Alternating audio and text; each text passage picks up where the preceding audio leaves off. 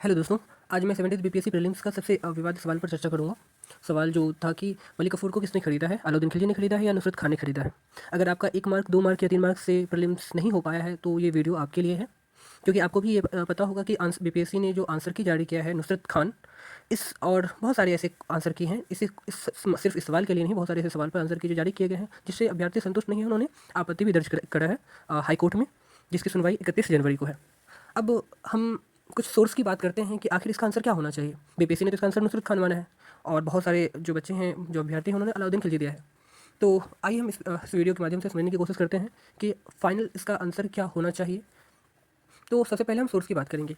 Source, इस sources में 2 source हमने रखा है प्राथमिक स्रोत के। प्राथमिक सोर्स मीन्स जो समकालीन कुछ इतिहासकार थे, जैसे बर्नी जिसने तारीख़ फ़िरोज़ शाही लिखी, इब्न बतूता जिसने रिहला लिखा। रिहला मीन्स भारत की यात्रा। ठीक, उसके बाद हम 12th की न्यू एनसीईआरटी की बात करेंगे, 11th की ओल्ड एनसीईआरटी की मेडिवल इंडिया की बात करेंगे। फिर उसके बाद एक पटना यूनिवर्सिटी की एक कॉलेज है, मगध महिला कॉलेज, उसके ई कंटेंट की बात करेंगे। फिर एक पीटर जैक्सन है जो इतिहासकार हैं, उसकी एक बुक है द दिल्ली सल्तनत, उसकी बात करेंगे। और सतीश चंद्रा, शायद आप सभी इससे रूबरू होंगे, उनकी एक बुक है मेडिवल इंडिया, उसकी बात करेंगे। किशोरी शरण लाल की पूरी रिसर्च ही खिलजी पर है और उनकी एक बुक है जो कि सिर्फ और सिर्फ खिलजी वंश से ही संबंधित है। ठीक है, the history of the Khilji, हम उनकी बात करेंगे। उसके बाद एएमयू की एक रिसर्च पेपर है, उनकी बात करेंगे और इस निष्कर्ष पर पहुंचने की कोशिश करेंगे कि फाइनल आंसर क्या होना चाहिए। अब सबसे पहली बात करते हैं जियाउद्दीन बर्नी की। ठीक है, उनकी जो बुक है उनका नाम है तारीख़ फ़िरोज़ शाही। ठीक है, इसके अगर हम एक चैप्टर पर जाते हैं, पेज नंबर 323, चैप्टर का नाम है सुल्तान अलाउद्दीन मोहम्मद शाह खिलजी। ठीक है, अगर इस पर जाते हैं, ये इसका पेज नंबर है 335। इसमें स्पष्ट रूप से लिख रखा है, मैं जूम करके बता दूँ। इसमें स्पष्ट रूप से लिखा हुआ है काफूर हजार दिनारी, जो बाद में मलिक नायाब हुआ और जिसके सौंदर्य पर अलाउद्दीन मोहित था, उसके मालिक से नुसरत खान ने बलपूर्वक ले लिया और सुल्तान अलाउद्दीन के पास ले आया। अब इसमें हमें समझने की जरूरत है कि यहाँ पर क्या कह रहा है, बलपूर्वक लेना, ना कि खरीदना। बलपूर्वक ले लिया और अलाउद्दीन के सामने पेश किया। बर्नी ने सिर्फ इतना कहा है, बर्नी ने यह स्पष्ट नहीं किया है कि किसने खरीदा, इसने बस ये कहा है कि नुसरत खान ने तो नहीं खरीदा, उन्होंने क्या किया है, बलपूर्वक जो है ले लिया है। चलिए ठीक है, अब बर्नी को हमने देख लिया। अब बात करते हैं इब्न बतूता की भारत यात्रा, यानी जिसको रेला के नाम से जाना जाता है। ठीक, इसने क्या कहा, पहली बात मैं बता दूं, ये इसका जो अनुवाद है हिंदी में श्री मदन गोपाल जी ने किया है। ठीक है, इन्होंने क्या कहा है, इसके पेज नंबर 79 में जाएंगे तो इसने स्पष्ट रूप से लिख रखा है कि सम्राट के नायाब मलिक अल्फी, कोष्ट में लिखा है, 1000 दिनार में सम्राट द्वारा मोल लिए जाने के कारण यह इस नाम से पुकारा जाता था। अब देखिए, रेहला ने यानी कि इब्न बतूता की जो बुक है, उसने स्पष्ट रूप से कह दिया है कि सम्राट ने लिया था, सम्राट द्वारा मोल लिया गया था, ना कि नुसरत खान के द्वारा। ठीक है, चलिए ठीक है। अब सवाल आपका ये मन में हो सकता है, या फिर आयोग इस बात को कह सकता है कि ये उस टाइम के इतिहासकार तो बाहर के इतिहासकार थे, बहुत कुछ गलत भी लिख सकते हैं, उनको हम क्यों तवज्जो दें, उनको क्यों हम मानक माने। अब देखिए, इनको मानक माना जाए ना माना जाए, इसको हम इस बात से समझ सकते हैं कि अगर 12th का एनसीईआरटी देखें, 12th की एनसीईआरटी का जो चैप्टर है through the eyes of travellers, उसमें स्पष्ट रूप से अल बरूनी की किताबुल हिंद की चर्चा की गई है। उसमें स्पष्ट रूप से इब्न बतूता की रिहला का चर्चा किया गया है, यानी कि एनसीईआरटी भी रिहला को, यानी कि इब्न बतूता को और बर्नी को बहुत ही ज़्यादा महत्वपूर्ण इतिहासकार मानते हैं, तभी तो उन्होंने उनकी बात करा है। पूरी तरह से एक चैप्टर ही उनके लिए, चैप्टर में 5 इतिहासकार की बात की गई है, जिसमें कि एक इब्न बतूता है, तो दूसरा कौन है, बर्नी है। तो ये एक प्रमाण है इस बात के लिए कि नहीं, वो कोई आम नहीं इतिहासकार नहीं थे, इन्हें एनसीईआरटी भी तवज्जो देता है और एनसीईआरटी सब हमारे किसी भी एग्जाम के लिए सबसे ज़्यादा महत्वपूर्ण स्रोत के रूप में हम लोग देते हैं। चलिए अब आगे बढ़ते हैं। अब एनसीईआरटी में ही एक मेडिवल इंडिया है, जो कि ओल्ड एनसीईआरटी 11th की ओल्ड एनसीईआरटी है। आइए ये क्या कहता है, इसको देखते हैं। एनसीईआरटी भी एक हद तक यही कहता है, मैं इसे पढ़ने की कोशिश करता हूँ। It was here that Malik Kafur who later led the invasion of South India was captured. इस शब्द को देखिएगा, वॉज कैप्चर्ड, कैप्चर किया गया था। He was presented to Alauddin and soon rose in his estimation, जो भी चीज़ें हैं। इसमें क्या लिखा हुआ है, ये कैप्चर जो आपको पहले मैं बता दूं इसके बारे में, इसके पीछे की कहानी, कि ये जो नुसरत खान है और उलुग खान है, उनको अलाउद्दीन नियुक्त करते हैं 1299 में गुजरात अभियान के लिए, और नुसरत खान फिर वो खंबात की ओर बढ़ता है वहाँ, और ये जो कैप्चर करने की बात की जा रही है, ये नुसरत खान के द्वारा कैप्चर करने की बात की जा रही है। लेकिन ये क्या क्या लिख रहा है, कैप्चर्ड, ना कि खरीदने की बात की जा रही है, कैप्चर करने की बात की जा रही है।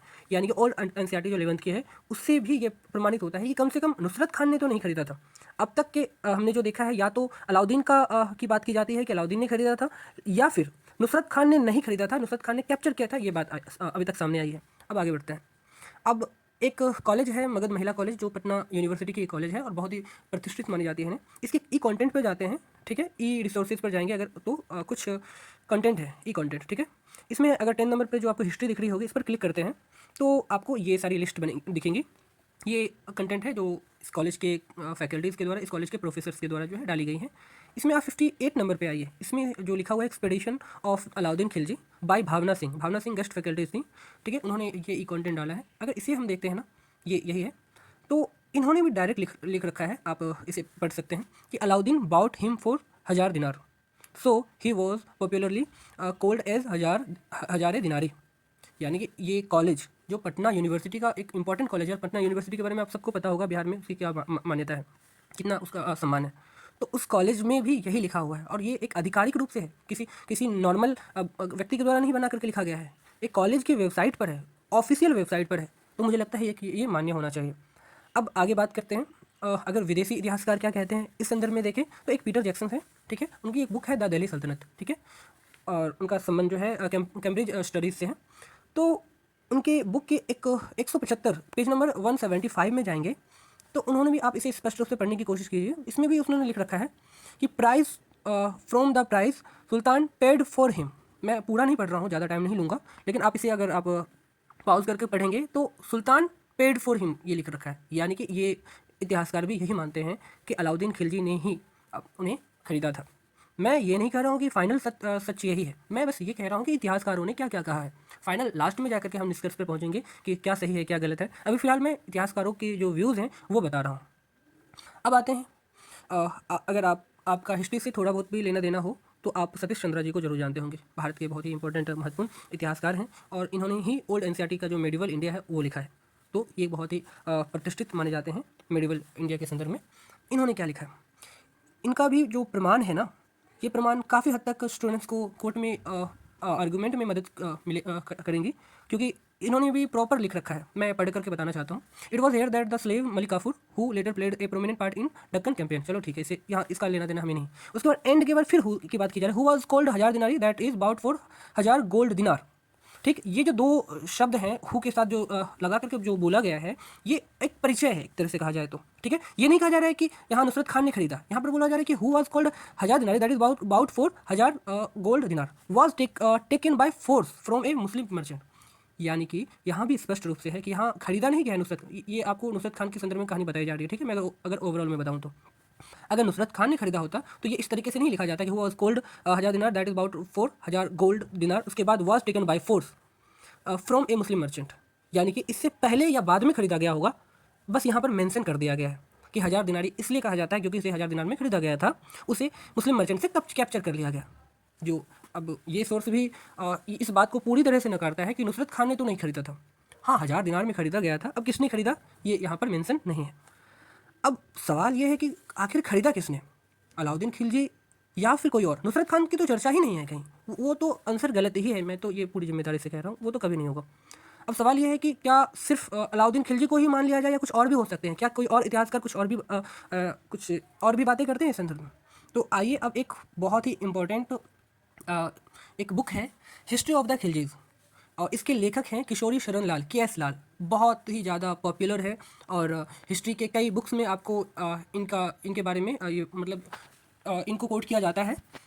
इनका पूरा रिसर्च सिर्फ और सिर्फ खिलजी पर ही है। आप बुक को देखेंगे तो खिलजी, इसमें ऐसा नहीं लिखा हुआ है कि मेडिवल इंडिया, खिलजी के लिए ही बुक है ये, तो इसको बहुत ही ज़्यादा हमें सम्मानपूर्वक देखना पड़ेगा। खिलजी के लिए अगर कोई सोर्स इन्होंने बताया है तो बहुत ही ज़्यादा विश्वसनीय होगा।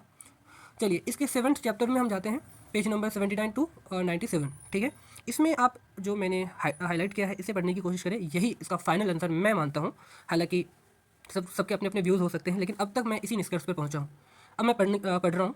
It was here that the slave Kafur who later played a prominent part in the Deccan campaign was forcefully snatched away from his master.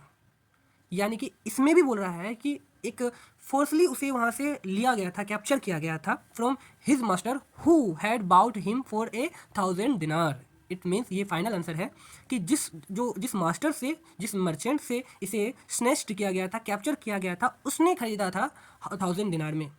अभी तक का निष्कर्ष यही निकल रहा है। आप इसे प्रॉपर अगर पढ़ने की कोशिश करें, हु हैड बाउट, जिसने खरीदा था, हिम फॉर 1000 दिनार। अब ये कह रहे हैं कि उस मर्चेंट ने ही खरीदा था 1000 दिनार में। मुझे ज़्यादा ये मतलब हालाँकि देखिए, अगर मैं अपनी भी बात करूँ तो मैंने भी अलाउद्दीन ही मारा था, लेकिन कुछ भी मैंने मारा तो इस आधार पे मैं सत्य नहीं कह सकता हूँ कि मैं अलाउद्दीन को ही सत्य मान लूँ, क्योंकि बहुत सारे सोर्सेज़ कह रहे हैं। नहीं, अभी तक जो मैंने रिसर्च किया है इसके अकॉर्डिंग मैंने यही पाया है कि अलाउद्दीन भी इसका आंसर नहीं दिख रहा है, बहुत सारे सोर्सेज़ में है। क्योंकि अलाउद्दीन उस कैंपेन में गया ही नहीं था, क्योंकि उलुग खान और नुसरत खान ही गए थे, तो इसलिए मुझे कम चांसेस ऐसे लग रहे हैं कि अलाउद्दीन होगा। ज़्यादा इस बात के चांस लग रहे हैं कि जो जिस मर्चेंट से, जिस मास्टर से लिया गया था, छीना गया था, कैप्चर किया गया था, उस मास्टर ने ही 1000 दिनार में पहले कभी खरीदा था, और इस बुक में स्पष्ट रूप से लिखा हुआ है। और एक और है, एएमयू का एक आशिक अहमद भट्ट है, स्कॉलर हैं, पीएचडी स्कॉलर, उन्होंने भी ये बात कह रखा है, नीचे में आप देखेंगे कि ऑल्सो फोर्सफुली टुक मलिक कफूर 1000 दिनारी, इसने भी फोर्सफुली की बात की है। अब देखिए 9 सोर्सेज हमने देखे हैं, किसी एक सिंगल सोर्स में नुसरत खान नहीं है, कई सोर्सेज में आपको दिख जाएंगे अलाउद्दीन खिलजी हैं, ठीक, और कुछ में आपको देखेंगे कि जो मर्चेंट था, मास्टर था, मलिक कफूर का जो पूर्व मास्टर था, उन्होंने 10,000 दिनार में खरीदा था। और लगभग सभी में ये मेंशन है कि नुसरत खान ने तो नहीं खरीदा था, नुसरत खान ने उसे फोर्सफुली कैप्चर किया था, स्नैच किया था, खरीदा तो नहीं था। तो निष्कर्ष पर पहुंचना इस सवाल के लिए बहुत ही मुश्किल है। मुझे लगता है कि हाईकोर्ट में भी इस सवाल को विवादित ही करार दिया जाएगा, कि इतिहासकार के खुद ही एक मत नहीं है, कोई कुछ कह रहा है, कोई कुछ और कह रहा है, तो स्टूडेंट से ऐसी सवाल पूछी क्यों गई, जो खुद अपने आप में एक विवादित सवाल है। तो अब देखते हैं क्या होता है, हाईकोर्ट का निर्णय क्या होता है। जो भी एस्पायरेंट आप 1 मार्क से या उससे कम से 1.33 से या 2 मार्क से रह रहे हैं, उनके लिए ये वाला सवाल बहुत ही ज़्यादा इंपॉर्टेंट है। तो होप हाईकोर्ट हम बच्चों के साथ, हम पेरेंट के साथ न्याय करें और उन बच्चों को फ़ायदा मिले जो मिनिमम मार्क्स से रह गए हैं। और भी कुछ प्रश्न हैं जो कि विवादित है, मैं कोशिश करूँगा कि दूसरे पार्ट में उसके लिए जो सारे प्रमाण हैं, एविडेंस है, साथ में लेकर आऊँ। Thank you. जय हिंद।